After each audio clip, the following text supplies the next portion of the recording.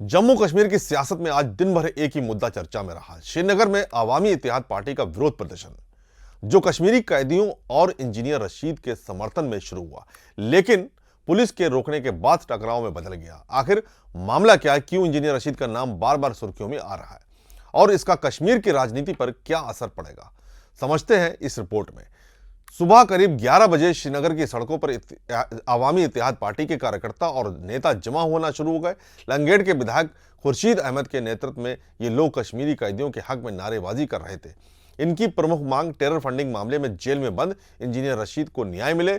शेख अब्दुल रशीद, जिन्हें इंजीनियर रशीद के नाम से जाना जाता है, जम्मू कश्मीर के बारामूला से लोकसभा सांसद है।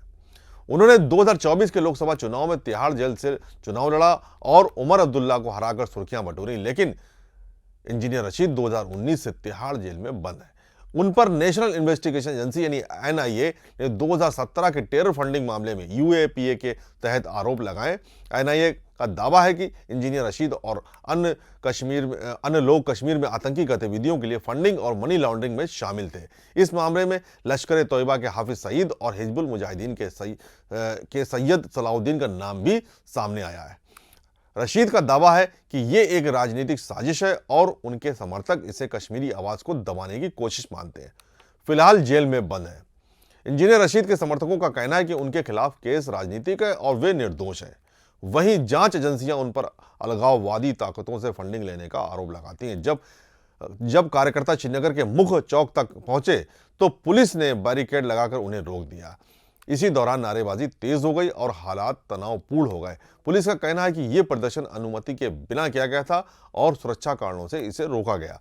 जम्मू कश्मीर की राजनीति में इंजीनियर रशीद का समर्थन करने का मतलब घाटी के कुछ तबकों में लोकप्रियता पाना, लेकिन साथ ही सुरक्षा एजेंसियों के निशाने पर आना भी है। यह मामला चुनावी गणित से भी जुड़ता है, क्योंकि इंजीनियर रशीद के समर्थक कई विधानसभा क्षेत्रों में प्रभाव रखते हैं। करीब 2 घंटे तक नोकझोंक और हल्की धक्का मुक्की के बाद पुलिस ने भीड़ को तितर-बितर कर दिया। इस दौरान किसी बड़े हादसे की खबर नहीं मिली, लेकिन माहौल में तनाव जरूर रहा। यह विरोध प्रदर्शन एक बार फिर कश्मीर की सियासी और सुरक्षा स्थिति की नाजुक तस्वीर सामने लाता है। इंजीनियर रशीद का केस न सिर्फ कानूनी बल्कि राजनीतिक बहस का भी मुद्दा बन चुका है। आने वाले दिनों में यह मुद्दा और गरमाएगा, ये देखना बाकी है। हमने जो आज प्रोटेस्ट यहाँ पे जो है हमने आज जो प्रोटेस्ट यहाँ पे जो ऑर्गेनाइज किया, इसका मकसद है उन तमाम मजलूम कश्मीरी कैदियों के हक में बात करना, और हम उनके हक में खड़े हैं जो इस वक्त रियासत और रियासत के बाहर जेलों में इस वक्त बंद हैं। और साथ ही साथ इंजीनियर रशीद साहब, जिनको आज 6 साल मुकम्मल हुए जेल में, अब 7वें साल में जो है इस वक्त वो एंटर हो गए, उनकी जो इनकार्सरेशन है, इस सिलसिले में जो है हमने यहाँ पे प्रोटेस्ट जो है ऑर्गेनाइज किया। लेकिन अफसोस की बात है कि एडमिनिस्ट्रेशन की तरफ से ना ही हमें परमिशन दी गई और पुलिस की तरफ से जो है रुकावटें खड़ी की गई। हमारे सैकड़ों और हजारों जो हमारे वर्कर्स हैं उनको रोका गया, उनको यहाँ एंटर नहीं करने दिया जा रहा है। तो मुद्दा और मकसद जो था हमारा इस प्रोटेस्ट का, वो कश्मीरी जो बेगुनाह लोग, जो सियासी कैदी जो इस वक्त कैद में जो है, उनके हक में जो है बात करना, ये हमारा मकसद था आज प्रोटेस्ट का। तो क्या उम्मीदें हैं आपको आगे, जिस तरह से ये केस जो है चल रहा है, और आगे जिस तरह से आपको ये भी कहा गया था कि जो खर्चा है वो बजाते खुद एआईपी उठाया, इंजीनियर रशीद साहब उठाए, तब जाके उनको पार्लियामेंट की जो सरगर्मी है उसमें इजाजत। देखिए, पिछले 5 सालों में या 6 सालों में हमने इंजीनियर रशीद साहब की इनकार्सरेशन के सिलसिले में कोई प्रोटेस्ट नहीं किया। वजह यह थी कि तब जो है वो उनकी जात बंद थी। लेकिन आज बारामूला पार्लियामेंट कॉन्स्टिट्यूंसी के रिप्रेजेंटेटिव जो हैं वो इस वक्त कैद में है, लिहाजा हमारी पार्टी पर आज ये जिम्मेदारी आयद होती है। हम इस वक्त इंजीनियर रशीद साहब की जात के हक में जो है प्रोटेस्ट नहीं कर रहे हैं, बल्कि हम बारामूला पार्लियामेंट कॉन्स्टिट्यूंसी की रिप्रेजेंटेशन के हक में जो है उसको रिहा किया जाए, इस वजह से बात करें। और साथ ही जो सैकड़ों और हजारों कैदी जो इस वक्त मुल्क की अलग अलग रियासतों में जो इस वक्त मुकीम है, तो हम उनके हक में जो है आज ये प्रोटेस्ट कर रहे हैं। देखिए, एक होता है लीगल प्रोविजन, एक होता है डेमोक्रेटिक प्रोविजन। लीगल प्रोविजन में एक कैदी जो है, एक इनमेट जो है, उसे बाहर जाने के लिए जो है जेल अथॉरिटीज या कोर्ट जो है वो चार्ज कर सकती है। लेकिन डेमोक्रेटिक प्रोविजन, अगर आप डेमोक्रेटिक एंगल से देखें, और वो भी रियासती जम्मू कश्मीर, जहां पे लोगों ने जमहूरियत में जो है हम ही कहते हैं,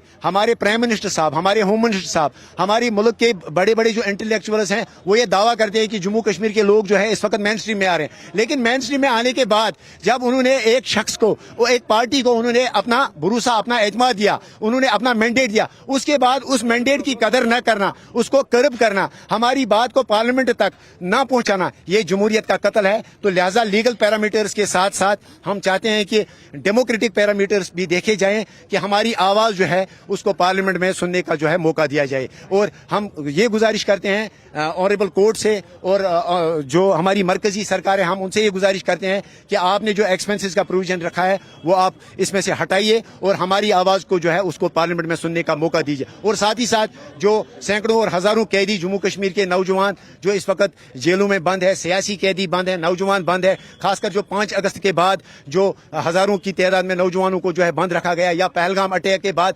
बेगुनाह नौजवानों को जो है जिनका कोई दोष नहीं था, कोई कसूर नहीं था, अगर इस वक्त सरकार ये दावा कर रही है कि हमने पहलगाम अटैक में मुलव्वस टेररिस्टों को एलिमिनेट किया, तो आपके पास क्या जवाब बनता है कि जो आपने पहलगाम अटैक के बाद जो जिन नौजवानों को आपने बंद रखा है, तो आपके पास क्या जवाब बनता है उनको इस वक्त बंद रखने का? तो आपकी मॉरल जो है, मॉरल बाइंडिंग है आप पे कि आप उन नौजवानों को कम से कम इस वक्त रिहा कीजिए।